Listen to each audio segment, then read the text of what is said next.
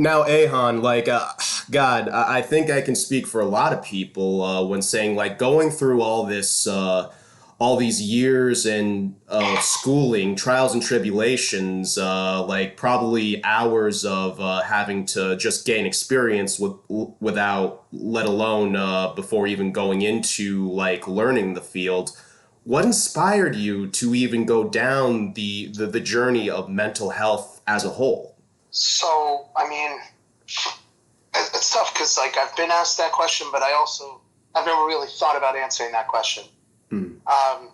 But I guess when it boils right down to it, I had a really rough upbringing for a lot of reasons, and because of that, I've always searched for like a piece, and luckily, the way that I searched for it for a long part of my life was more of a dissociation and stuff like that, where I was just kind of running away from my problems. But I wasn't violent. I wasn't necessarily hurting anybody. It wasn't noticeable. It was just basically I was this drifter. I got stoned. I, drank here and there, and I'd party with my friends, and I'd drift on to the next thing. Every so often, I never really stuck around. So nothing was ever really permanent for me because I guess, who knows? I mean, I'm still kind of digging into all that. But I guess, I met my wife now, and she definitely was a huge inspiration. She's a counselor who's doing big things and moving forward in her own career. She was a huge inspiration.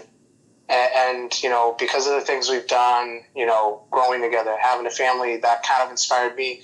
You and watching all my friends kind of just, really be themselves. They're unadulterated, authentic selves was a huge inspiration. And because I had I'm a child of mixed race, and I think you can understand this as well. Mm-hmm. That there's a lot of identity issues with that, and maybe feeling like you don't necessarily fit in all the way, no matter how tight you are with mm-hmm. people and stuff. There's just that feeling, and even when you go to say, for me, when I go to Ecuador or Turkey or something like that, I still don't feel like I fit in because again, they don't see me as all the way this or all the way that. I'm always going to be the American kid or the Ecuadorian kid or the Turkish kid or whatever. You know what I mean? So, or the New Yorker, whatever you want to call it. So there's a lot of identity stuff there. So it's like a mishmash of all these things that led me to my first job with the ARC. Then eventually that somehow through other jobs led me to NAMI, which is the National Alliance on Mental Illnesses, one of the best jobs I ever had.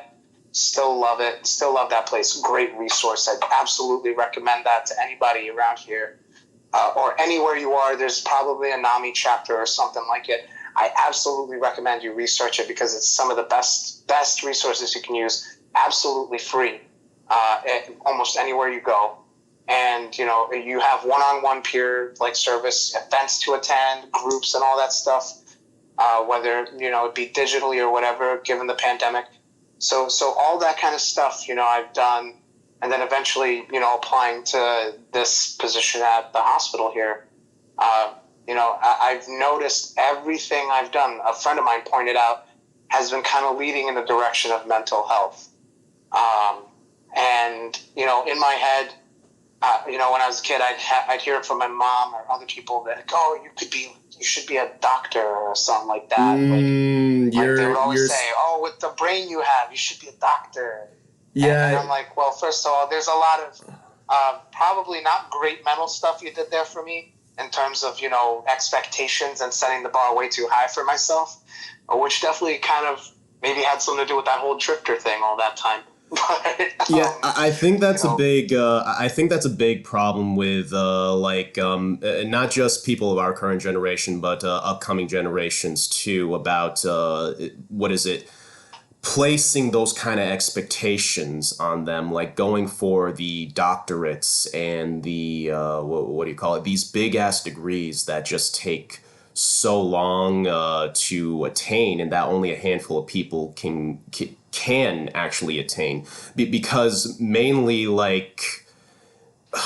and this goes back to one of Shakespeare's quotes: "Expectation is the root of all heartache." if in the event that it doesn't happen and you've been like instilling this programming into the young mind that you got to do this or you're fucked, especially within just the realm of college. If something should go south, like it can really wane on the person if should life throw you a curveball and you have to change direction in some way. It can almost make you feel like a failure in some aspects. And I'm also using some of my own personal experiences when saying that answer. Oh, I couldn't agree more. I feel the same way. You know, I mean, I get it. I get that. You know, just setting the bar that high, it can be detrimental. And I know that for me right now, I have to be very careful about that because I know right now, as it stands, you know, my chances of even getting into a medical school, probably not the best because I have a lot of work to do repairing certain grades and stuff to bring up my average.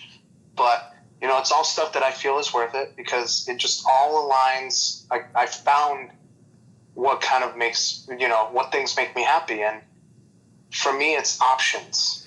Options make me happy.